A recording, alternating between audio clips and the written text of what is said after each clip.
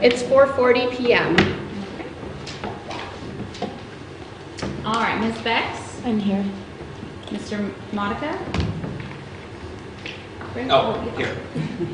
Ms. Headland, Present. Mr. Miller, Ms. Forterson, Here. Ms. Salmon, Here. Mr. Pinilla, Here. Ms. Williams. Okay. Before we get started, just want to do a couple approvals of minutes of previous meetings. So the first one will be for the December meeting, which we didn't approve last time. Any changes or corrections? All in favor of approval of the minutes? Okay, that's approved. Hold on, I think we should do that verbally since we're on the audio recording. Oh, yes, I'm sorry. Okay, if you approve, all say aye. Aye. Any nays? Okay. And then same for January 21st, which was last week's meeting. Any changes, corrections? Okay, in that case, all who approve say aye. Aye. Any nays? Okay. Okay, we're going to go ahead and start with the strategic vision. All right, everyone. Hello and welcome. As a quick reminder, we have some refreshments in the back of the room. I want you to feel free to eat, get up, replenish. We had a few left over last week, so I did do a little less this time, but I hope you'll help me wipe it out before we leave. So just to kind of remind us, and for anyone who's joining us this week, we've been in a two-part strategic planning process, and really, truly, this is more of a visioning than a formal strategic plan. What we're trying to do is really kind of ground us in the present by looking first, of course, historically at what the programs has achieved and its trajectory. So we did that last week, and I want to give a shout out and thank you to both Pat and Barbara for presenting on the history of the Arts and Culture Program, formerly the Public Arts Program. And then we also got an annual report that was put together by myself, and I want to also share with you that I do have additional copies here, so if you did not get a copy last week and would like one, raise your hand and I'll pass it to you right now. Slide it, well maybe we can pass it down to Frank. I'm a little nervous about sliding. Sure. Do you need one? Anybody else? Oh, sorry. Everyone else get one? Somebody else have any? I do. Okay, thank you. I'll take one too. Oh, okay, there you go. So one thing I want to note that I did last week, but for those of you who weren't here, is that this is sort of a draft annual report. We'll be presenting annual reports from staff to City Council on the 17th of February, and at that time, this report will probably look a little bit different layout, a bit more readability, and hopefully have one that's a bit more public presenting. So this is kind of an initial one that I put together for us as a commission and for the staff. But if we have a more forward-facing public version of it, that will be released on the 17th, if that makes sense. So at the end of last meeting, we'd had kind of a history lesson, and we were brought up to speed about what the current lineup of programs is, how they've changed. One particular thing I want to encourage you to take a look at in this annual report is that there is a list of kind of accomplishments of 2017 to 2019. So these are largely like the past 2 years and almost 3 of accomplishments that we had in the program, things that changed, maybe grew. And I want you to also make sure that you note that if you weren't here last time. I know I asked that those of you who couldn't make it weren't able to watch the video. Hopefully you were able to do that. The goal of today is really to do more looking forward into this next year, and even a handful of years from now, where we want the program to be. And as I said earlier in my email, one of the things that I think is really important for us to assess today is what we can do to elevate the role of culture, given that we've had a change in our mission and vision of the program, or an amplification perhaps of what we do in the realm of cultural programming, and the highlighting the inextricable relationship between arts and culture. And then the other question that's pertinent to this group at this time is going to be talking about Tier 3, what that process was like, if you have any feedback or suggestions. So I'm going to walk you through this worksheet, and there'll be some time to do some writing, so I hope you'll all take this out right now. So this is what I would ask you to follow along with, and any guests, feel free to also fill it out as well. You don't need to put your name on it, but I would like to collect it at the end today. So you can keep it anonymous if you choose. I also want to just point out, I did give you copies of some upcoming events and programs. So before I get started, I'll just mention these briefly. These are also things that would be lovely to see, one or two commissioners at if you can make it. The Passions Project has a closing reception coming up on February 10th, and this is at the Urbana Free Library. It's over the noon hour, so if you can come over for just a kind of lunch and closing reception, that would be lovely. We do have released the newest Poems on Glass, which is a newest initiative from our Poet Laureate, and it invites poets to interpret a select number of our downtown murals through poetry. So this is information. We have a page on the website all about it, including a link to submit. We've already gotten submissions, which is super exciting. We released it last week. Young Artist Studio, I went ahead and kind of made a flyer that just details the next few months of Young Artist Studio so you can know what's to come. But you can kind of see, too, how we're moving to have lots of diversity in terms of what kind of creative sector we highlight, what kind of art form we highlight. I want to also share with you that the Laureate Showcase is coming up. This is on the 13th at the Urbana Free Library in the evening, the 13th of February.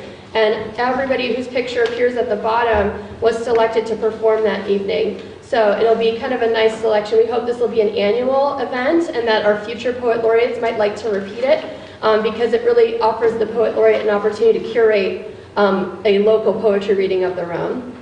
And then last but not least, certainly not least, is the sneak peek. This is an event that I would ask all of you come to if you can make it. It's really important to have a good showing of our Arts Commission. This event is taking place this year at Riggs Beer Company, and that is, for anyone who doesn't know, a brewery and therefore an all ages spot. So you can bring family and even young people. I don't know what the weather will be like, but they actually have play structures and things outside for any young people that come.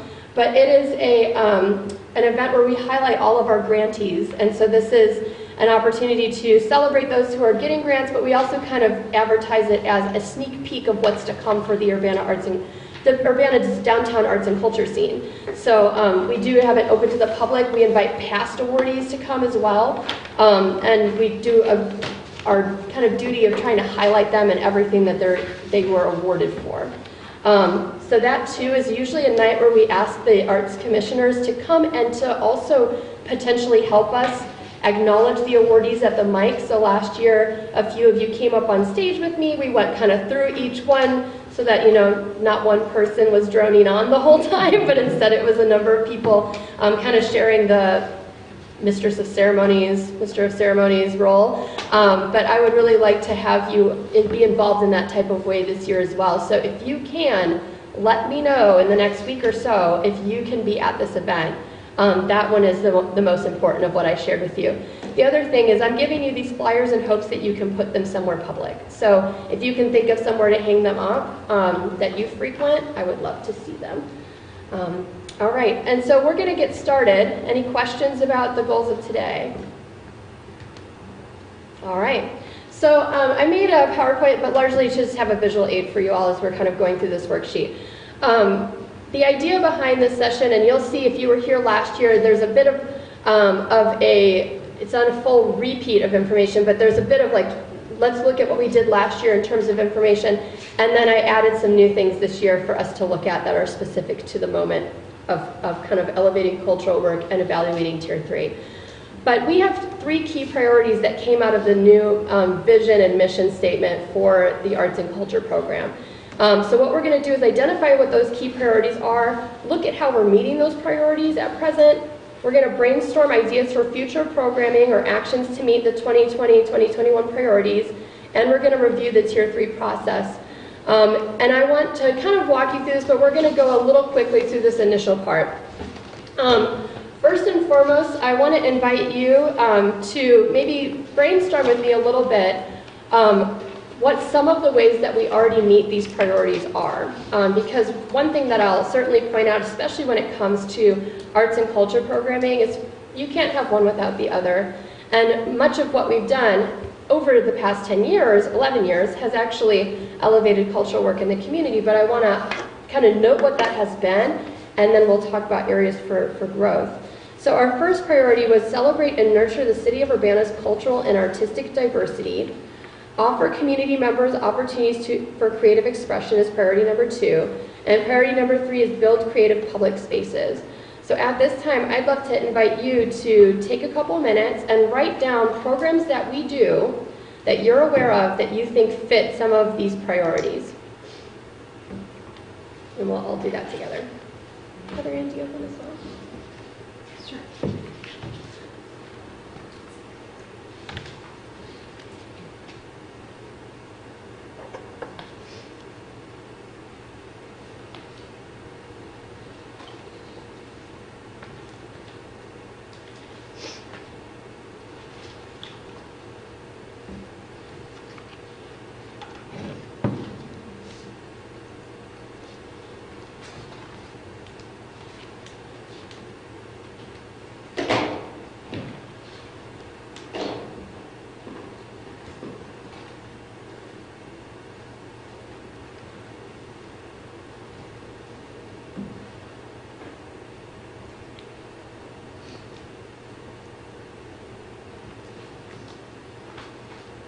One little note that I think it's important to point out, when I use the term diversity, I am not merely referring to like ethnic and cultural diversity, although that plays a significant role. I'm also speaking to a wide variety of social identity diversity, of how we outreach and meet the needs of populations that have distinct and different needs, perhaps around language, accessibility, any number of things that would aid or prevent someone accessing arts and culture. So I just want to note that as you're kind of thinking about some of the things that we do.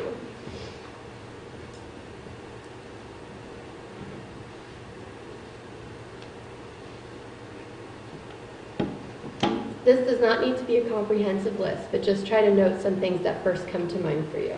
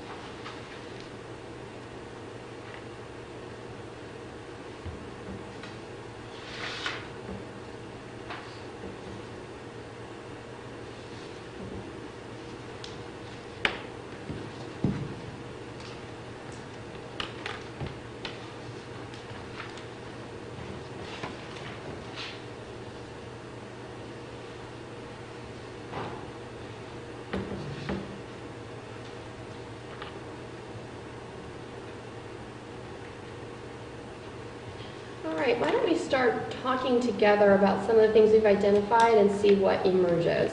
So what were some of the things that you wrote down for priority 1 that you think exists already in our program that might meet that need? The Art Now programs. Art Now programs, definitely. Mm-hmm. Also, all the grants work we've already done at cultural events Mm-hmm. and festivals. All right, did everybody hear that? So Sorry. grants of cultural festivals and events, and our Art Now TV series program with UPTV. I also wrote down things like our Open Scene program and Open Scene Open Mic, where we've had things like the Black Herstory Slam, an Immigrant Story Slam. We did an Artist Impacted by Incarceration Slam earlier this year. And I mentioned also Welcoming Week, which we've kind of joined recently and now have that sort of annual exhibit as well as some programming themed around Welcoming Week, which is a national opportunity for cities to look at how they are being welcoming and what they can do more to be welcoming to local immigrants. Any other things in that category that weren't mentioned? Yeah. I think the artists and performers that are directly hired by the program to perform at events, like the farmers market, do Young Artist Studio, Yeah. I think that selection, it introduces some diversity to art forms and who's being represented, who's in the role of teaching or demonstrating. And then likewise, occasionally our programs have a stronger emphasis on cultural diversity, such as the belongings exhibit, and I think the related events that we were able to do through partnership with the Spurlock Museum. I'm sure there's other examples like that. Yeah, I thought too about, we've really worked, I think, in the last few years across numerous coordinators to continue to grow the kinds of creative sectors that are represented, the cultural and arts learning that we offer through things like Young Artist Studio. And just this past year we had a workshop that focused on a particular region of South Asia, looking at art making for Young Artist Studio. We have one coming up that's going to be all about sensory sensitivity, so it's really going to be designed around the needs of autistic kids participating in Young Artist Studio. So it's kind of a sensory sensitive art making.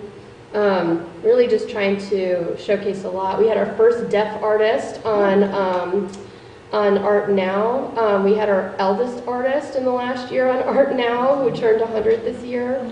So I think we've done a lot to reach out, but I definitely want us to think collectively about how we can always push more on that. What did you write down for priority 2? What were some of the things that came to mind around offering community members opportunities to for creative expression? Oh, Poet Laureate program.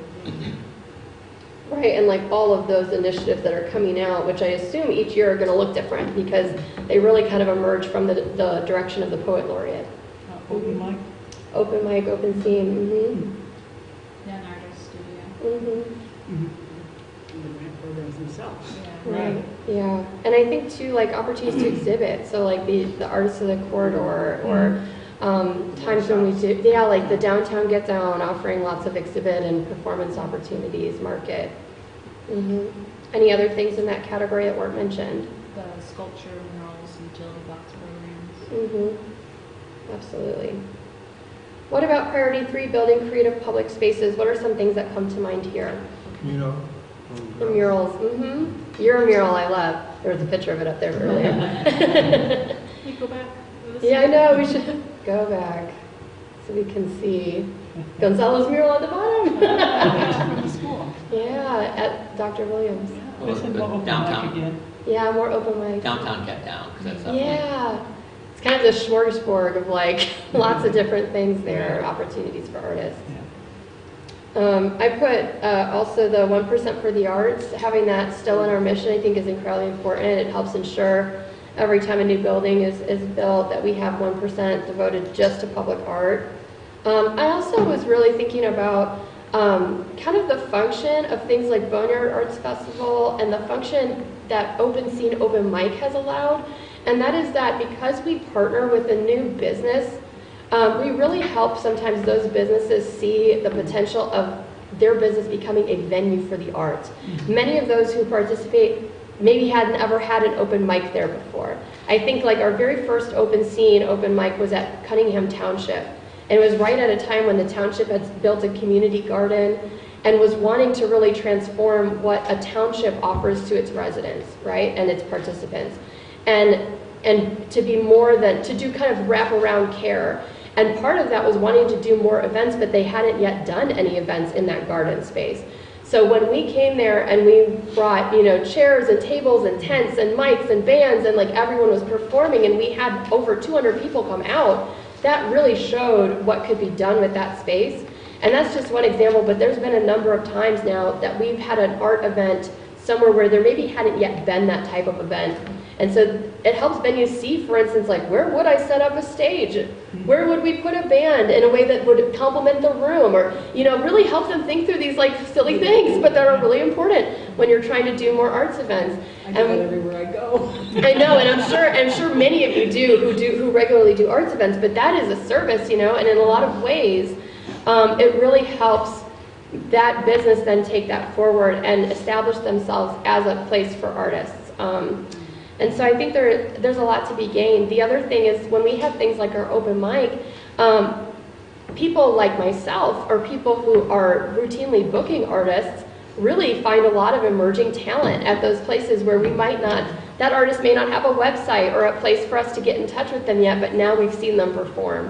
And so I know too that through things like our pop-up performance tent at the Downtown Get Down, which allowed for some kind of open mic sign up, and things like Open Scene, we're also able to kind of help identify new and emerging artists. All these things I certainly think contribute to building creative public space. So let's talk a little bit about, let's take a moment to brainstorm some things that don't exist yet, that you would really like to see that meet these same 3 core priorities of our program. So if you could take the next few minutes to just jot down, you've got a large amount of space, but you don't need to fill it. Jot down some initial things that you're like, oh, I would just love so much if this existed in the program.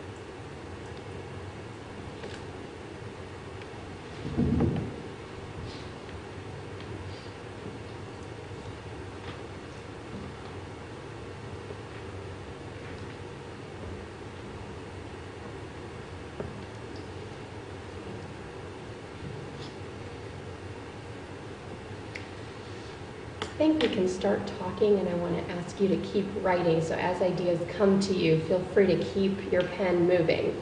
But let's start with priority 1. In order to further celebrate and nurture the city's artistic and cultural diversity, what are some of the things you would like to see? Can I bring up something that's Yeah. been asked of me a lot? Yeah. There used to be a festival every year at Dodds Park in Champaign. Champaign, City of Champaign used to present with the symphony. It was a festival style, like 4th of July concert, Ravinia style, where people could come, sit on their blankets with their kids and their dogs and pets and things, and we'd have a live concert. But there were vendors, food vendors all around. The music shop came and had a petting zoo, and people keep coming up to me. It's been about 5 years since we did one, and they said, "When are you going to start doing that? Why can't you be doing that in Urbana?" And years ago, some of us did scout around to try to see if we could get a program like that going, because you're always at the mercy of Mother Nature. But a lot of people still come up to me and say, when are you guys going to do that again? So rather than people going out of town to have that kind of experience, I'd like to have them come to Urbana to have that experience. Absolutely. It might be a lot to manage, though, like a county fair, I would imagine, but over only a couple days. Everything is doable. What about you, Frank? I think there are a lot of social institutions, churches, civic organizations that have a lot of historical and institutional memory. There are things that are going on, whether music, visual arts, who know, memoir, that things that people have been doing that may be avenues to pursue. Absolutely. And I think that's where there might be more of that ethnic and economic diversity as well, reaching out to the different social organizations and churches. Yeah, definitely. And not just churches, but I mean, what other religious organizations? Sure. Yeah, they need members and they really come to them too now. Everybody's in the same boat. Okay, one point of order. Everyone needs to speak up. Because the room's echoey, so everybody has to speak louder than you think you should. All right, who else? What other people had their hands up? I didn't see. In terms of artistic diversity, I've always wanted to have a venue or some place to showcase videos and animation. Maybe as part of the Boneyard. I've always thought that maybe in Lincoln Square there's a lot of flat walls that you could project on. So, and that's not something we've done a lot with. Yeah. I think an expansion of language services. I don't just mean translations on documents, but truly bilingual or trilingual programming Yeah. would be important. And, you know, I think that's it would force people to participate in different ways. It would bring in people who to be the presenters and sort of the masterminds of it. Yeah. When we did our yoga for our bilingual yoga for young artists studio recently, it was a great opportunity for people to learn Spanish, learn English, whatever they were learning language-wise, they had an opportunity with those two languages. And because we did yoga, it was this, and a lot of the yoga poses are named after animals, nature. People got to learn words in the other language. That was really good. And that whole program was in English and in Spanish. So I and Sitlali, the presenter, spoke in both languages, which was, I think, great. I think having more things like that would be fantastic. When I go into schools, teachers now, when we have a PowerPoint and they want us to have the word on the screen, they ask me to put it in 3 languages. So I asked one of the teachers at the Urbana Early Childhood School when we were doing a program there last fall. I said, how many languages are spoken in this school? She said 28 different languages. I couldn't believe it. Wow. I mean, I knew we had a multicultural community, but I didn't realize there were that many languages that could be spoken in one school. It's surprising. Other ideas for nurturing Urbana's cultural and artistic diversity? I just want to build off of what Barbara just said, and that I feel like sometimes we don't have a good idea of who's here, so it's sort of like, how do we account for the diversity that we have? In a broad sense, in the general sense. What are those 28 languages? And, you know, what nationalities are prominent here? What languages are actually spoken here? Can we make like a little infographic about that? Can we show pride in that knowledge? And I think that leads into those partnerships that Frank talked about. Because a lot of that information is known, right? So it's really also just getting that information out there and partnering with those who are doing the research and keeping a, kind of finger on the pulse of who's moving to this area and what kind of cultural diversity are they bringing. One kind of anecdotal metric is just looking at storefronts in town and seeing African storefronts, Francophone African, Spanish. Those are very anecdotal, very informal, but still, those are places where people congregate. They have informational brochures put up and placards, and so, you know, that's an avenue of outreach that I don't know that we consider. You know, Yeah. having brochures put up in the Congolese grocery store that's around the corner. That's right. Maybe that would be an avenue Yeah. for some of the Spanish-speaking stores that are around. And one thing that that I do now, but I would love to do more, is on our, like, I would say our largest events, I make an effort to put them in Spanish and French minimally. Downtown Get Down was also put in Mandarin, and the thing that happened with those is then I really worked to put them in locations, as you said, but also on social media and places.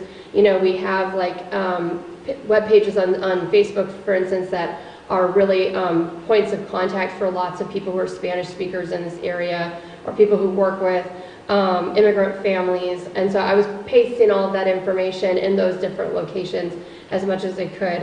But that's too something that, like, the staff also are going to be limited by what we know or what we don't know exists.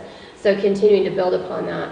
I'm going to correct myself earlier. I said that I only knew that Pat might have trouble getting here, but Angela also said that she wasn't able to make it. So if you want to make a note, she did offer some other things, and I want to mention them here because they're very related. But one of the things that Angela wanted to impress was that because we have, you know, our wonderful cultural centers, which I'm more than familiar with because I worked at them for 8 years, but also things like our area studies libraries. I know that, Courtney, you also, are you considered an area studies library? No, I'm considered ethnic studies.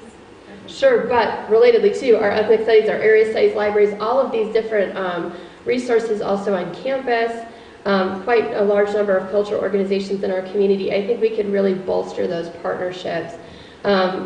Campus and admissions and so many things about what campus brings in terms of people who are both visiting and here for school really shifts the dynamic of who's living in this town from one year to the next. So also collaborating with campus enough to know, like, who are some of the new students coming in and how can we reach out to those students or families if they have families.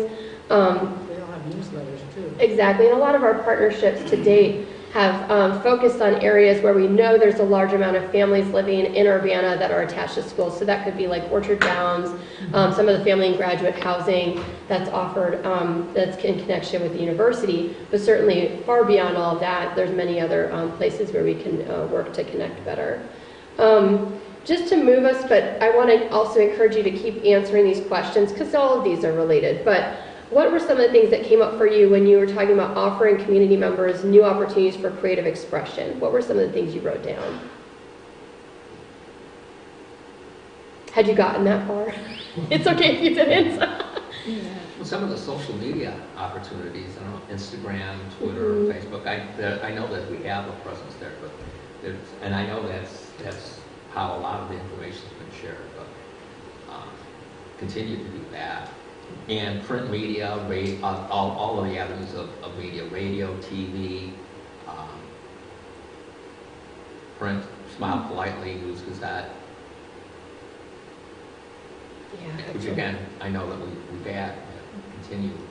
We try to do it all the time, but you know, I'm not saying it's always successful or we can always do it with as much, just I guess, like energy and intentionality that we'd want to have every single time. Like if I had the capacity to put myself, all of our materials in maybe the 4 languages that are most spoken in this area, I would love to do that.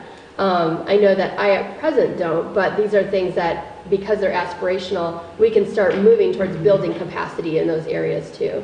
You know, we were able to put things in French. I don't speak French. We were able to put things in French and Mandarin because we had interns that spoke those languages who then ran it through, you know, I ran it through 2 other speakers, native speakers, to make sure that we'd had 3 pairs of eyes on it for proofreading purposes.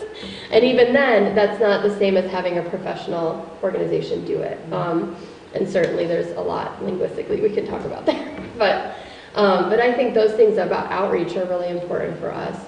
Are there new programs that you would like to propose or see as we kind of continue over the next few years?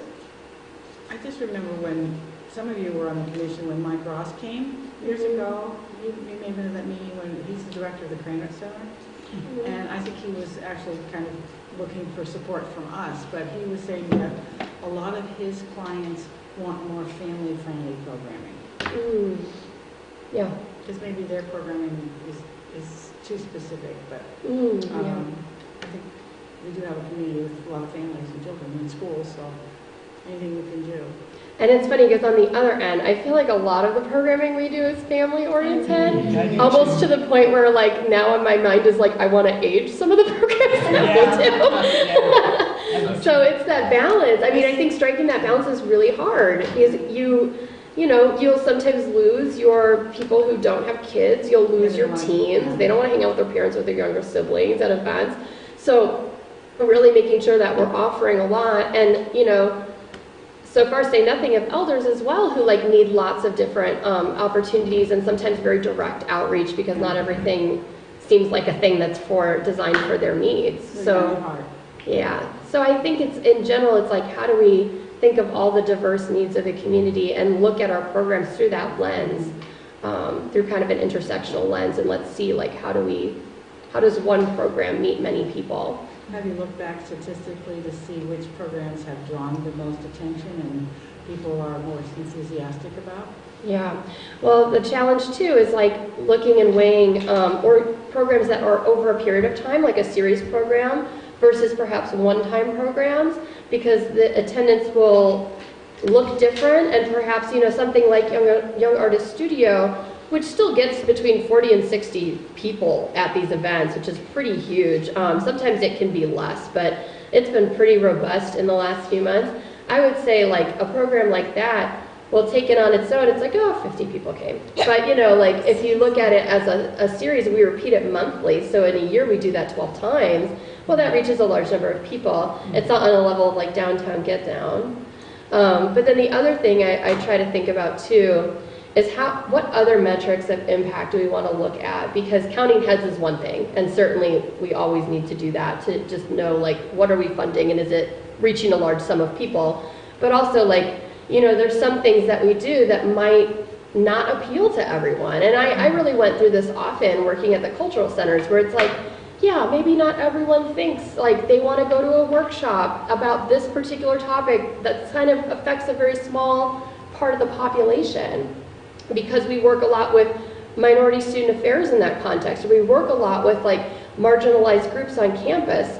That's not they're marginalized because they're not the majority. And so a lot of times, and I will say, of course, we can interrogate majority, minority, because that is certainly worth interrogating, so caveat, footnote. But the thing that's important to remember is like that population, because not the majority of programs aren't made with them in mind, having a program that centers that group, that identity, is actually meeting an unmet need and could be a metric in and of itself of our impact, right? So I'd have to kind of, we'd have to fight against that a lot in the context of university cultural programming when I was there, because so many times people are saying, well, if you have a student group and there's less than 5 members, it can't, there was a rule in force, like you couldn't register as a student group on campus. Well, if there's a student group of students who are like, perhaps students who are immigrants who also identify as transgender, maybe that population's smaller, and maybe not everybody, it's going to have a 5-member group all the time, but it needs to exist, right? So like there can be value even if it doesn't have a large head count. And I think that's the other thing, especially in cultural programming, that you have to pay attention to too. Yeah. I think that's very true. Minority programming, whatever that word means, on both accounts. I think we need to keep that in mind too when we're looking at our grantees. Is how we ask them to sort of prove their worth, I guess, in terms of metrics and numbers and cultural, whatever that's going to mean. Yeah. How are we going to ask them to define culture, and how are we?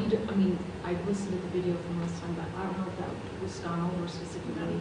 How are we going to define it? Like, we're building culture. Well, you know, are we going to support an artist who then makes their own culture, or does it have to be, we're looking for these cultures, or culture looks like this, or, you know what I mean? I didn't know how to sort of navigate that. Right.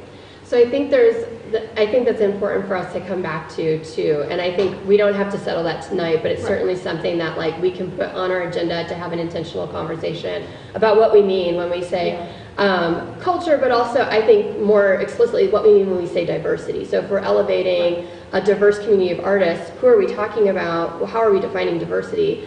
And you know, I come from an area of cultural work previous to this job where we'd often give kind of like a laundry list of what we're talking about when we would answer that question. Like we'd say diversity, okay, of religion, ethnicity, culture, race, gender, sexual orientation, like, you know, gender expression. We would talk about like, you know, it'd just be like this laundry list. You know, we'd say like physical disability, cognitive disability, emotional disability, like so many different things. So I think that's that one thing that could be valuable is at an upcoming meeting, I'd be happy to like give you a copy of like the laundry list of identities and diversity that are oftentimes regurgitated in the context of cultural programming, but it's not an inclusive list. It's not going to be sufficient, right? It's never going to be quite enough. And that's okay, as long as we understand that these are emergent, these concepts change over time, they're fluid, and they will change, and we want to have our finger on the pulse. Then we can start with some common ideas of like, okay, what are some of the things that sometimes get talked about in the context of diversity programming? And then go from there, right? But then maybe kind of presenting that, I don't know. I saw your hand go up. Yes, I was thinking or wondering if maybe having more pop-ups might be a good idea, because I think that you can have a variety of different kinds of pop-ups. When I lived in Milwaukee, I knew someone who did pop-up restaurants, and I mean that was 2009. It wasn't like 2014 or something when they got popular. But and that was like really cool, or like, you know, pop-up like you know, pop-up music shows. I think because a lot of the time, or pop-up retail, people don't necessarily like have the infrastructure, and that can act like as a barrier to like putting their stuff, you know, out there. So I wonder if we can think of that like as a sort of platform or something to offer to folks who are engaged in various kinds of creative expressions and making of things. And I think we have two core opportunities right now for that. And I'm not even going to include Open Scene, but I would count that one too. But the primary ones are our regular Downtown Get Down series now and Boneyard Arts Festival. Because both of them offer opportunities for pop-ups. On the committee, we talk about like how can committee members help identify like buildings that have like art-loving building owners that would be happy to have a pop-up in their space because they don't have a tenant right now, or how can we help businesses think through how to have a pop-up just kind of show up. And actually we have quite a number of pop-ups happening in Urbana in these little ways, so nurturing those when they're there, and I think there's a lot we can do. So that's an excellent suggestion. Kind of piggybacking on that, I don't, this is totally off the top of my head, but somehow if there was a way of partnering pop-ups with food trucks, because Yes, exactly. there's a lot of opportunities, I think, there, and I don't know if they would be open to that, but that could possibly bring customers to them as well. I think too, just going through the arts grant like experience now 3 times on this end of it, one of the things that I feel like I've learned is that a lot of people come and they have not really an idea yet. They know they want to do something. They're not quite sure what it is. Or maybe they know they want to share their art, but they're not quite sure how to share their art or in what context.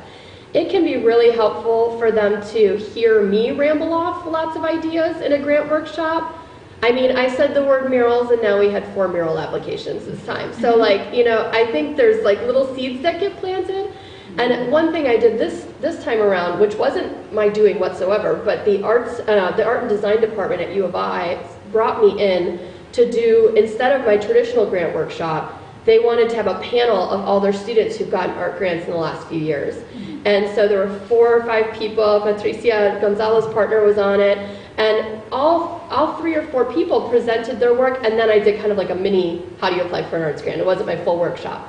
But I think things like that really help people understand, like, it could be a pop-up. You know, like when I hear the idea about like Cuso doing a Ravinia style thing, I'm like, that's an arts grant, you know, like things like doing a pop-up showcase, that's an arts grant. Now, all of these things we are excited to fund, but it's also helping them see like, well, what does that look like, or what does it take to organize these kinds of things? So that makes me think too about educational opportunities through our program, like the ways that we can also serve to help cultivate relationships, knowledge, and resources. And so that could mean too, like maybe we have a series of panel discussions or a workshop series where people can come learn, like, how do I organize this kind of art event or this kind of exhibition? Or how do I get in touch with a venue? What's the best approach? How do I deal with copyright? You know, like all these different questions. And that's something that's come up before. And 40 North did a Art is Work series that was quite lovely. And both Kelly and I have talked about doing something jointly together, sponsored by both of our programs, that would encourage more education for artists and emerging folks that maybe don't call themselves an artist yet, but would like to get more involved. I think that would be great. I mean, I think I'm always in favor of educational work happening. I think that would be great, you know, as, you know, because people have those kinds of questions, like, right, like, you know, is this going to be fair use, or should I just like contact the record label? Or, yeah, I think that would be great. I think people would appreciate that. Yeah, I saw your hand too. Yeah, in the education part, I wonder if there's a way to sort of tie it into something long-term. I mean, I love the pop-ups and the sort of making the spaces work for us. Yeah. I wonder how that ties into like a long-term approach. Yeah. You know, I got my thing done, and now what? Oh, that's Well, what I heard you yeah. say, was like a series of panels or workshops, like being part of the commission's work. I think those things, yeah, they could go together feasibly, right? Like, I think we could even have a scaffolding approach that's like, okay, you're a new person. You have no plans for some brick and mortar or some sort of long-term thing in the moment. Here's some great resources. You know, I'm even picturing in my head, you have like an educational workshop advertisement, and it actually has like color codings that say like, great for new beginners, great for people who are exploring this and this point in time, and more advanced topics of like, you know, seeking business development grants or other resources that we have available. I was more thinking on the venue side. Oh yeah, So educating if venues venues. are getting used to having programming done for them, or new emerging artists, I think there needs to be some, I don't know, a less intimidating word, but like a responsibility to not take advantage of new artists. Yeah. You know, a venue needs to run and artists need to run, and we need to have a space for both to understand like what happens and why this needs to work, but not just this is how you contact a venue, but like, Yeah. hey, you're a venue, if, you know, these are the things that need to happen Yeah. to keep it working. You know, otherwise it's too easy for places to have fun new venues that just rotate out new artists who don't know any better, or who will potentially take opportunities as they come, rather than developing longer-term things. You know? Yeah, for sure. So I think that something like that could have a reach into both people who are kind of on the booking side or establishing creative spaces, and people looking to have showcase their work. I also just wanted to note a couple things I wrote down here too. One of the things that I would really like to see is more opportunities for partnerships with our program, but also helping other people form interesting partnerships, especially, and I think that happens a lot through the grants program. We emphasize partnerships in the mission, so they're supposed to have partners on nearly everything that's proposed. But also maybe modeling some really like creative collaborations. I had mentioned to you like collaborating with the dance department around having site-specific dance performances that interpret our murals, our sculptures in the downtown over the spring and summer.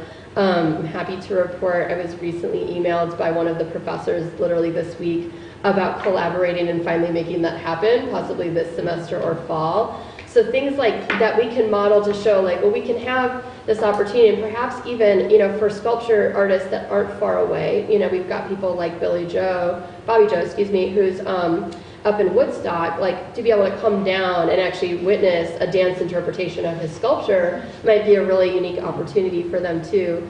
I also wrote down things like really in terms of creating just opportunities for those who don't access the arts right now because there's not good enough outreach to them. And I'm thinking largely of youth, people who are marginalized, really thinking of ways to move them to the center around specific initiatives or projects.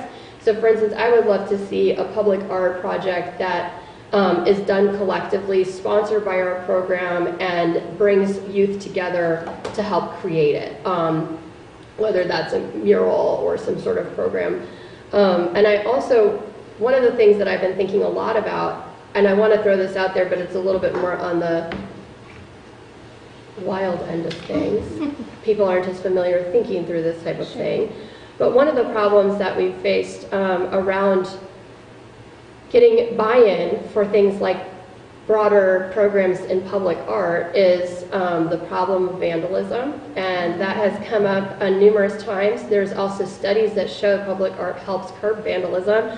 So I think we have to also really get familiar with like some of the research so that we can advocate well for public art in the face of damage to public art.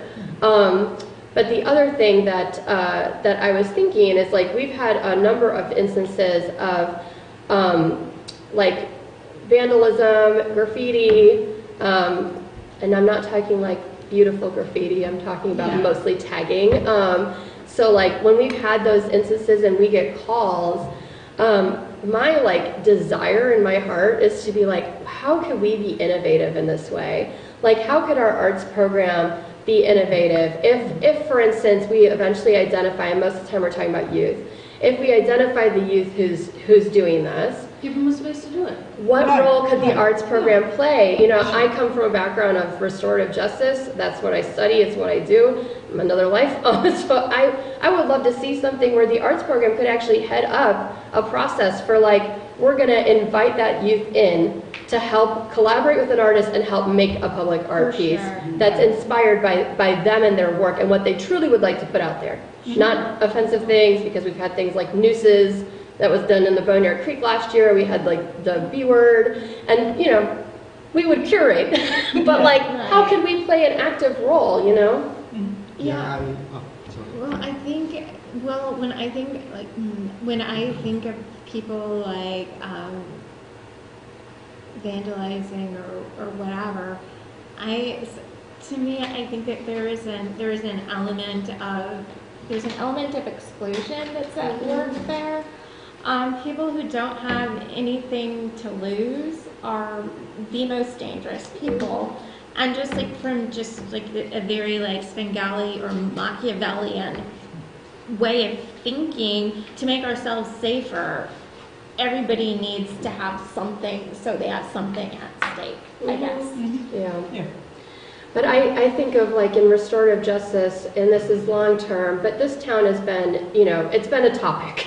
For better or worse, it's been a topic of exploration in Urbana. And one thing I think about when I'm doing, and this is another side of my life, but when I do work around restorative justice, this is all things considered, vandalism is pretty low stakes. So it's very low stakes harm. Property damage is generally low stakes harm.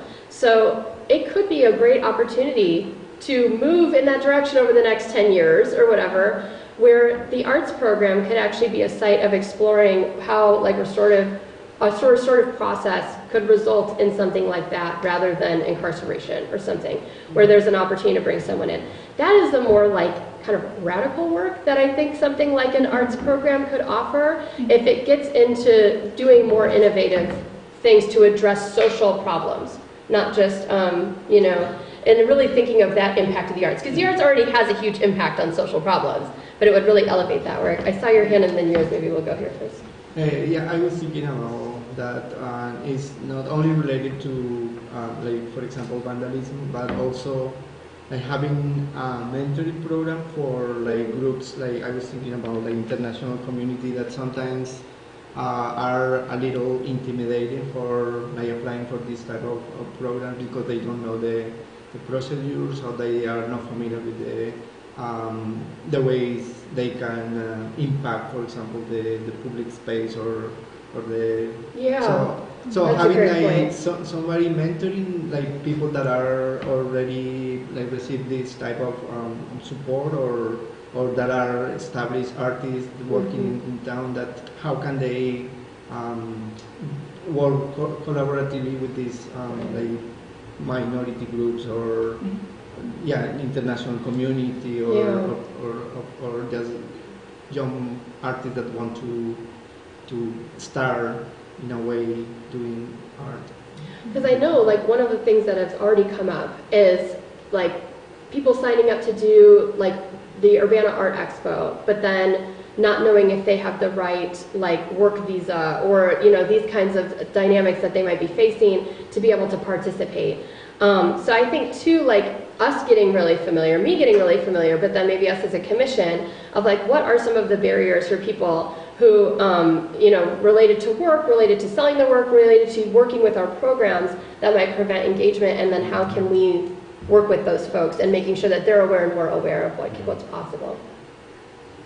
I think the big question that you really are touching on is that the long-term view, because it's so easy to get stuck in short-term solutions, or because of the need for metrics, and metrics tend to be very short-term in how we look at them. But a lot of the work is something that it's planting seeds. It takes a while to see something germinate.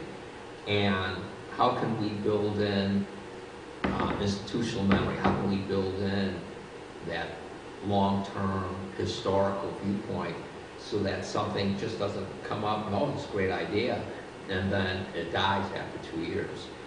And I think that might be part of the buy-in problem for people too, because maybe I don't know, I'm just speaking from like a historical perspective, but maybe people have tried something and it was pushed for a while and then it was dropped. And so that there is a reluctance, there's a lack of trust. They've been burned. They do. They don't They're want to do nervous the to work. love again. I totally understand. They really don't Yeah. want to do the work. I go through that all the time. Well, that too. Yeah. Yeah. You felt burned. I'm Yeah. sorry. You make it easy for me and I'll do it, but they don't want to be, they're afraid to get too involved because they may not know how to do it, or they don't want Right. to put too much time into it. Which is where partnerships and collaboration, I think, are really essential. Yeah. I think you have something, right? Go ahead. Thanks, Courtney. Just that conversation kind of got me thinking that people who are incarcerated. Oh my gosh, I was just about to say that was what I was thinking. Great minds think alike. That's a potential audience. Yep. Because when you think about who needs a opportunity for creative expression offered to them, and we already have some programs, examples like Murals on Glass, because the call just requires an image, right? And so, you know, we already have things that we plug into this, just like you've done with the Oh, that's belongings so true. exhibit. We should send things like poems Yeah. on glass Or- into or- the prisons Or and do an stuff. exhibit of It's art easier than and people. murals on glass. Yeah. Or art now. I mean, I'm offended that it didn't come to my mind. I taught poetry at I the thought county we were jail. so, we were so close to that. That was like, yeah, that was what I was like thinking, that's what I was thinking of, maybe partnering with EJP. EJP, yeah, for sure. But I've been thinking about actually poetry a lot recently, and when I lived in Madison, I volunteered for a program at a minimum security facility, and I've been thinking about poetry a lot the past 2 weeks, and it's like easily some of the best linguistic work that I saw was like from these men who were like incarcerated. Yeah. And so I was like, you know, thinking about that because I mean, I think that could be beneficial, Absolutely. like for like parties in both ways. I can do that tomorrow. I feel like that's a suggestion. I am confident I can literally remedy tomorrow. Like, I used to teach at the county jail. I'm on the board of EJP, and I actually know the person who's teaching right now at the JDC with the kids at the JDC. And I can send it all to them tomorrow. So like things like Poems on Glass going there, those kinds of opportunities, things that like would allow somebody to submit easily and we can make accommodations for how they can submit. that's something that's a very easy to input. I think the bigger challenge is going to be like, how can we encourage participation when it's not, something that I could just send to them? Well, and they Right. want it. Yeah. Oh, I think they usually They want would it. totally want it. In my experience, there's a lot of wants around Yeah, more more specific. programming and things. Absolutely. Yeah. So maybe one way to encourage this vulnerable population could be providing them with some art education, like workshops, or Yeah. like, for example, have a program specific for people that want to like offer their knowledge and skills to this, and just offering them this opportunity, because sometimes they can make their art on their own, but if somebody is giving them a little more resources or way of doing so, can be beneficial for them. Oh, absolutely. And it also ties back into what I mentioned earlier about, thinking of art as a potential diversion program, even potentially in and away from, or a reintegration program for people who've been impacted by incarceration. There's actually a local story that I don't want to retell poorly, but there's a local story of harm that was done and kids that were involved that were then incarcerated at our local juvenile detention center. As part of a restorative program when they were leaving incarceration, when they were reintegrating into society, there was a creation. It was effectively an art project, but the young people got together and there had been, fighting, harm. I don't remember if it resulted in any deaths, but it was a traumatic situation.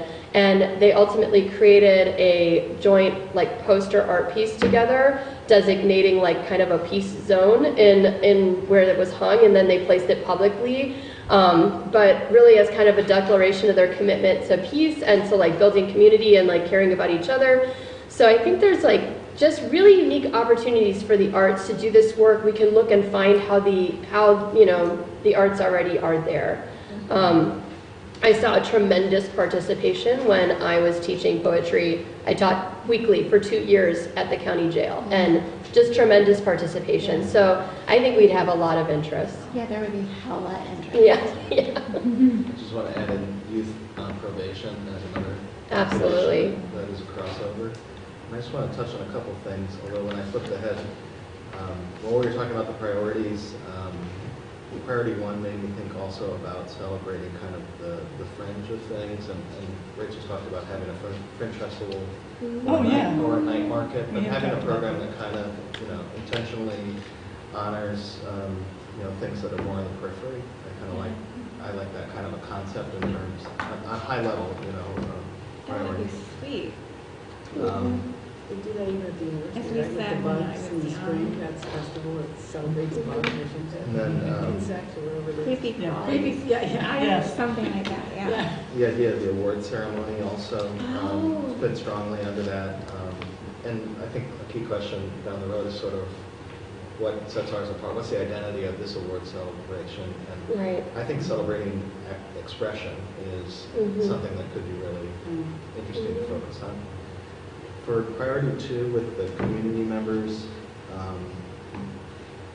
offering opportunities for creative expression, it made me think of the need for a calendar of events. We talked about that a Oh, lot. yes, we talked about it many times. Pulling that together as a resource to connect people with those Sort of like a opportunities. melting pot of activity. Yeah, for And then sure. even the media could grab it Mm-hmm. and then Just a promote calendar, it. please. So they're not really new Please, ideas. just a I calendar. think Right, but Yeah. really, Rachel's really actually brought strong. all those up to me before, but Yeah.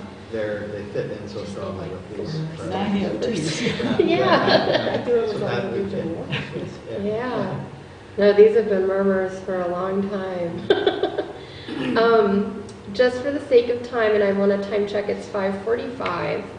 So knowing that, I'm assuming you don't want to go late, one of the things that we could do is commit to picking this conversation back up, and I'll just add it to the agenda for February. We will still have grant reports.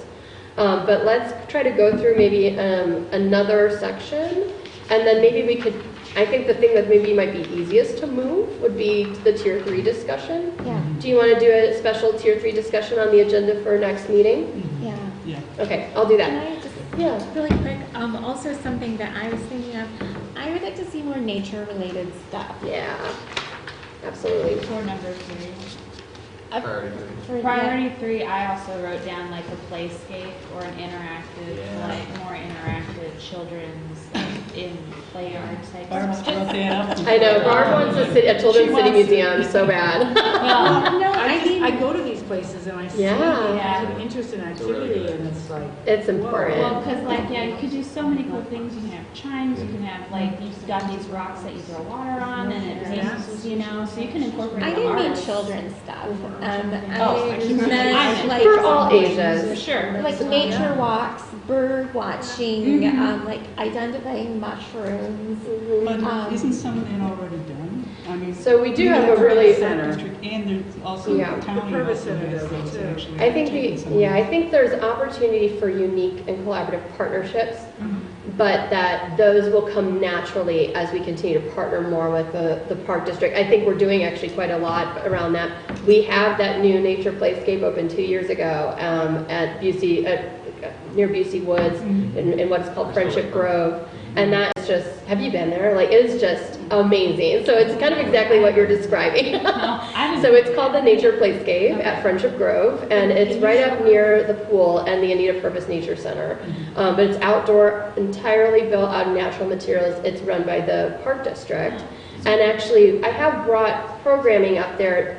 The Arts Grant has enabled my former kids program to go and do arts-related events. So the arts program is sponsored by way of the grant program activities up there. But I think things like that engage arts and ecology or arts and nature, like more and more, certainly really important. So I wrote that down too, and I think collaborating with things like the Nature Playscape make a lot of sense. We did also have the Nature Playscape out at our Boneyard event last year, and they're likely to come back. And what they did is they brought natural materials, kind of doing a little bit what you're describing, and they did that out at our Boneyard event. Just for the sake of time, I'm going to suggest a couple things. I'm going to move Tier 3 to February, that whole discussion. But I do want to ask you then, between now and February's meeting, fill this evaluation out. And even if you're like, if you happen to be able, well, here's it. I'm going to take your pages from you tonight, so I apologize. If you want to keep the paper copy version of this, you can, but you also got it in an email. So if you could even just fill out this particular table in the emailed version I sent, I did give you a fillable PDF form. So if you have any trouble, let me know. I'll try to switch any kinks, but it should be working just fine. And then note any things that you would like to change about the Tier 3 process. And I'll prompt you to send that to me in advance of our meeting so I can kind of compile your feedback and we can have that discussion.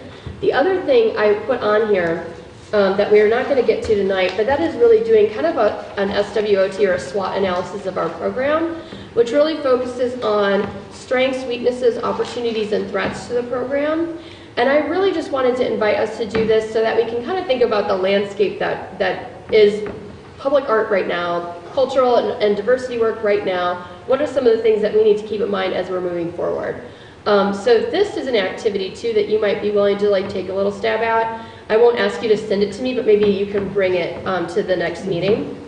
And then for the sake of time, I'm just going to ask you to turn then to your last page, because this is really like an invitation to just marinate on some ideas that I've been mentioning to you over the past few months that have been floating around in my head. None of these necessarily need to happen, nor would they, like, are they necessarily ready to happen. But these are just some examples of some concrete things that we could explore. Brandon mentioned, for instance, things like the annual culture awards or some sort of award ceremony that would focus more on cultural work, since we do have the very beloved ACE Awards, which actually stands for Arts, Culture, and Education Awards. But thinking about like, how would we do something a little bit different? So I mentioned here, for instance, that could be, and this is just brainstorming, but something like an award ceremony highlighting cultural work, emphasizing awards in like best cultural collaboration, like, excellence by a cultural educator, culture equality and diversity work, a cultural ambassador, cultural space, or cultural program being highlighted. And it could help and then forge new relationships, highlight the great work already happening in cultural programming locally. You mentioned also, Brandon, the Fringe Festival idea. I know that we've talked about this in here. These are some ideas that I've already gotten some interest in possible collaborators for. I think Urbana deserves a Fringe Festival. Now, Fringe largely comes out of theater, and it does come out of like dance and music, and everything can come along, but it actually has its roots and origins in the 1940s, and it comes out of theater. And it was really a night for like theater that wasn't necessarily on the big stages, like weird theater, experimental theater, bizarre performances, and letting those kind of take center stage for the evening. Fringe festivals have emerged all over the world. There's a national listing of Fringe festivals in the United States. In the state of Illinois, Chicago has one, and Elgin has one. And because I come from Aurora/Elgin area, I cannot stand when Elgin has something I do not. Let it be on the public record. I cannot stand when Elgin has something I do not. Exactly.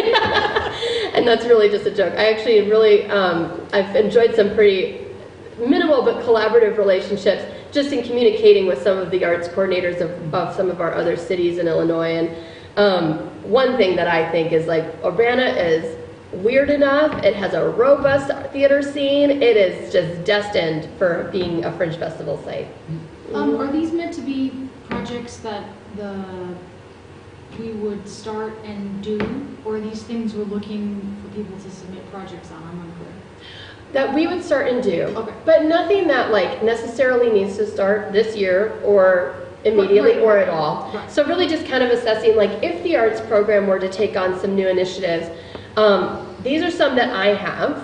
I invited you to share some other ideas you have. I want you to keep doing that, keep sharing ideas, and really start to like examine like what are some things that are really appealing to you that you think meet our priorities. We don't do anything right now currently that I think explicitly elevates theater. So just want to put that out there. I don't think we routinely do things that specifically elevate dance outside of our grants program and outside, you know, of some of the other things. We have theater people come to open scene sometimes. We feature everybody on art now, but certainly having like, we tried the performance in the park thing this past summer with the Illinois Shakespeare Theater Company, but it was so hot we had to cancel the event. So there's room, I think, for like performance in the park type things emerging and that kind of thing, but a Fringe Festival would be a bit different. What about the theater festival that happens every January? I know that they Oh, all yeah. go to Cranner. No, Is there everybody some way does we could theater kind of- things. I'm talking about our program. No, I understand, but Yeah. is there a way maybe we could partner Oh, I see. with them where they would bring some? Is that the they- high school? They would do outreach. Yeah. The The high high school, school. statewide State high. theater, it was what Greg Chu was very involved in. Yeah, I mean, I think something like a Fringe Festival would bring everybody. Like, everybody needs to be involved. All our local theater But groups. having them do outreach in Urbana, more in Yeah. Urbana, not just on campus. Yeah, for example. yeah. The Urbana High School, I know Right. they've been noted for their. That would be, I mean, that would be. I We have love such the a idea of dynamic Fringe theater Festival. scene. Right, Just real quick to go over some of the other things on here with you. We talked in the last meeting about the emergence of perhaps more murals in our downtown. We talked about how we've had murals on glass for a number of years. We're kind of experimenting with the utility box mural program, but maybe potentially moving more into having those hand-painted, maybe sometimes even more ephemeral murals in our area, and how those are just really oftentimes seen as a part of the cultural landscape of certain cities, and how we don't have a ton, so to speak. So thinking about how to emerge and really grow that, one of the things that I've been saying to applicants who heard me murmur the word mural, and then we were able to discuss and that was largely Pat and myself, talking about the grant program not necessarily having funded murals in the past, why that's been, what we would want to see out of those applications, and then I relayed that information to anyone who applied with the mural program, a mural proposal. And so that included having buy-in from your building owner, having buy-in from tenants, having a plan for installation, maintenance, repair, or eventually removal, and having like a plan for a contract with that building owner. And those are the things that would score them high on feasibility. I also encourage them to not go for like the most coveted place in Urbana, the parking garage. The white space above the parking garage, but instead like, this is kind of piloting having more murals. So I encourage them to look at alleyways, to look at different places. And so everybody who proposed the mural was looking at some different opportunities, but we know there has been long a lot of focus on that area above the parking garage. So that is something that I think, because of its prominence, because it's so forward-facing, might be very important to have be curated by the Arts and Culture program. So obviously any of these proposals require more money. And that either is going to be grant money that's brought in, it could be asking for that money to be for a budget increase for the program in order to achieve these things. And that comes from also you all wanting something that on this list to happen, and then encouraging that we, seek that funding out. But we talked about the projector proposal last week, and for those of you who didn't hear or weren't able to watch the video, there was a proposal long ago of putting projections on that area. And we talked about, well, it might be difficult to purchase a projector long term. At the time, that was not going to cost-wise work for us. But perhaps if it was more of renting a projector for a period of time, we could actually use that to do a pretty innovative public input process where a jury selects a certain number of murals from a submission process or call for proposals. Those, let's say 5 murals, then rotate through a projector on the parking garage. So the public actually could see what they would look like to be up there to a degree, projected version. And then could actually do a vote, a survey vote, and the public could select which of the 5 would then go on the parking garage, right? Voting McVote phase? Huh? Voting McVote phase? What's that? Yeah, that's when the public gets to vote. That's when the public gets to vote. I love it. Yeah. But Well, see, it's like what the News Gazette does with the favorites restaurants and the favorite, these Yeah. different vendors around Best in town. the 217. yeah. Yeah, the best of, or whatever. Yeah, so, I mean, That's what essentially they call that it. might combine some things that we've wanted to test and try out, but also giving us an opportunity to build innovative public input processes. I mentioned here also Arts Connect, and I could add to that this whole education initiative type stuff. But Arts Connect, we've talked about doing more networking socials that maybe are opportunities for people to get together around a particular art form. So whether you're already participating in that art form or you want to, we could do an Arts Connect, performing arts, and then all the performing artists can come out and potentially even do that in collaboration with some partners and local businesses to offer deals or things like that on nights that's happening. We used to do that. Early on, we used to Oh do that. yeah, and I don't know the last time it existed. I'd have to look back, it's been several years, but we always, first it was at Lincoln Square, and Yeah. there was a business there where everybody could meet. It was a central location where everybody could get Yeah. access to it. Well, I get told all the time, I just want to meet people more. I want to know who's doing what. And those are some of the things that I think would be us offering kind of little spaces where people can get to know each other. Our arts grant workshops sometimes function like that. People get together, they start telling their ideas. Then all of a sudden it's this networking thing where people are I'd really like to collaborate with you. But this would offer that more year round. Yeah, I think that's that aspect of that long term, that Mhm. for a lot of times, for people to really connect with something, it may take exposure several times Right. for it to really sink in. So, Yeah. having multiple opportunities, multiple venues, multiple modes for presenting information. Also on here, I put Urbana Youth Poet Laureate program. So we have our Poet Laureate, and it's wonderful. A lot of cities also have a Youth Poet Laureate. What's nice is once you have one, they can collaborate with the Poet Laureate. But also they would be a teen between usually 13 and 19 years old. That's the standard of a lot of other programs. What is also really cool is once you have a Poet Laureate that's in a youth category and they've served your city, those young people all become qualified to apply to be a state Poet Laureate or part of the National Poet Laureate program. So people who are National Youth Poet Laureates have to have served at a city that had a Poet Laureate program. So Urbana's cut off from this opportunity for our teens to be at center stage of the National Poet Laureate competition. So creating a program like that might not only be really unique for building more teen initiatives, because that's another kind of area that I think that we do very little in currently, and I would like to do more, is to build more intentional teen programming, but it could also be something where teens become then ambassadors or leaders over the art scene, and I kind of like that whole giving them lots of leadership piece. Other two things I wrote on here was things like a mosaic in Boneyard Creek, talked about things like a mosaic underneath the bridge, that would be a pretty cool place for a community project.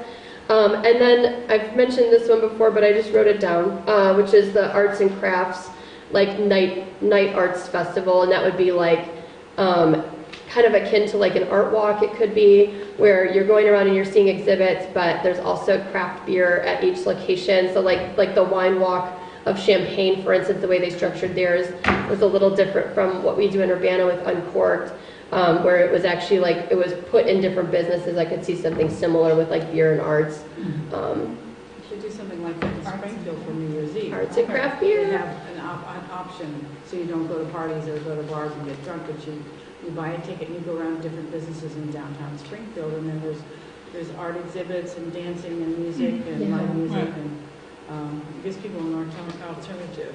And we already have a wine festival, but one of the things we don't have is a craft beer festival, at least not connected with an arts walk. And the other thing is Urbana's home to like some of the biggest like beer distributors of this area. So like we could also have we have a lot of potential local partners that are making and distributing craft beer. But that's just another idea, more of an adult program, obviously. I am thinking of different ways to kind of like age our program a little bit.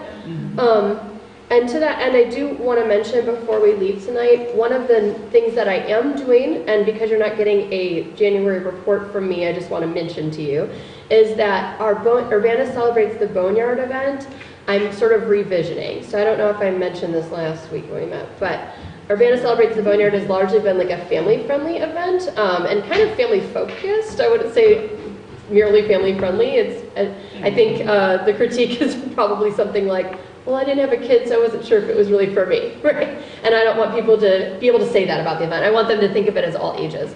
So I was trying to think of ways to age that. And then I also wanted to highlight more cultural programming and also offer an opportunity for kind of like a multicultural representation of our art scene. So I'm going to do something along the lines of a culture fest during that time. I talked with 40 North about it. They're excited. And it will be in the same location, but we'll do a temporary liquor order where you can take your beer out to the park area, where people will have food trucks, we'll have lots of community organizations doing activities, we'll have live performances, we'll have a band and DJ, there'll be all these sorts of things, but I'm going to attempt to make it more all ages. So come out, bring your family. If you have no family, come out, because it should be for everyone. And I mean, not by you have no family, but like, you know, if you're kind of a single person, this is an opportunity for you too. So I really want to kind of think of how to do that more, and I encourage you to give me feedback about like, you know, this positioning this way or advertising this in this way might be cutting you off from certain folks. Like, let me know, because that will help me notice things that maybe I'm not noticing about how we do programs. And that's still April 2 through 5? Yeah, so this is Saturday, April 4th. Okay, that's our... And I'm moving it later, that's the other thing, because it's always been a daytime thing, like 12 to 4. I'm going to do 4 to 8, and then I'm working with 25 O'Clock Brewing Company, since they're right there. They're going to have their activities start at 8, so it's kind of a nice flow into the evening over in the tap room. So what is this meeting again? I'm sorry. This is Boneyard Arts Festival. We usually contribute of an event, and one of the things that we do traditionally the last few years has been this big event that actually started because the Boneyard Creek crossing was built, and we were kind of celebrating its unveiling, but it just so happened to also be Boneyard Arts Festival. It does fit well with Priority 3, right? We made it space active. We also put sculptures in it, and well, for a while we were going to work with an adjacent property on a mural. I mean, so there's all of that, but now we're an Arts and Culture Commission, right? So how should that event be re-envisioned? And I think Rachel's taking us in a great direction to reimagine that in light of our broader mission. So also ideas you have, partner organizations you'd like me to reach out to. I've got a list going, but I always want to add to it, so don't hesitate to reach out to me. For the sake of time, I'm thinking... well, I really just want the first 2 pages today. So you can rip it off, or you can give me this whole thing and fill out the PDF when you're filling out the Tier 3 and the SWOT analysis, if you're willing to do that. Yeah, I sent it to you guys in PDF form. Okay. So can I collect these up then? On the first two things you said, right? You don't need to necessarily write your name on it. And just pass it to the. Oh, and just to be clear, we are moving then Tier 3 and a little bit of a continuation of this discussion to the next meeting agenda. Any last comments before we kind of end at least this portion of today's agenda? This Thursday, we have a different meeting. That's Oh, do I? this Thursday, orientation. Yes, yes, thank you for bringing that up. So that was sent to you through email, and I'm sorry I wasn't able to mention it earlier. Our city clerk's office has been working to kind of streamline the knowledge and the information given to commissions. And so we've been working with them to look at our bylaws and like how each commission relates to the other and see if we can get kind of a common idea of what's going on. So to that end, that training on the 30th is kind of an opportunity, especially for folks who are newer and haven't gone through, per se, a training of how to be a board commissioner at the city. It's really important to go to if you can. So that we'll kind of go over our bylaws. It goes over like Open Meetings Act, some of the rules and regulations that govern city boards, but also gives you an opportunity to give them feedback of anything that you have questions about or that's been unclear to you. Well, and if you cannot come, he will send you a PDF. Yeah, and I think there might be a PowerPoint I can pass along. We have and it things like that. tomorrow. I have to be in rehearsal, I can't be in Yeah. rehearsal, so he said, and I've already been through it, so. Okay. He said, the PDF's available. And if you're able to attend or not, everybody's also required to take the Open Meetings Act online, sort of web Training? training. Yeah. And I don't know if that's been sent out to everyone, but it'll probably be communicated at that meeting as well, so Is it doesn't take very long. If we've already done it, do we have to do it again? That's a good question. It's not clear to me. We also, If you only, once every... I don't know, it's been a while, but Charlie Smith sent out, we can't do financial disclosures online, we can't apply for that anymore online, so we have to do it by paper. So you should have gotten something today, Oh, at least I did. It's Oh, just yeah. something's I broken haven't with seen the Economic state impact. system. Economic impact, Yeah. you just have to sign and state that you, about if you earn any money because you serve on this commission. Oh, I'll It's have to pretty take a look at easy. that. I haven't seen the It just Because email. you came now in this distribute money. afternoon. So Sorry? it's because you now distribute money. Mhm. Correctly. We have Yeah. to- Right. We have to do it every year, but Disclosures. it's been online every year. And this year they can't do it, so you have to do it. Okay, I do need to. We have to make sure we're all not just collectively paying ourselves. Yeah, And because our there's so much businesses. money. Exactly. Okay, I have to disclose the meeting, so I move that we end. Can I have a second? Okay, we're done. Everybody.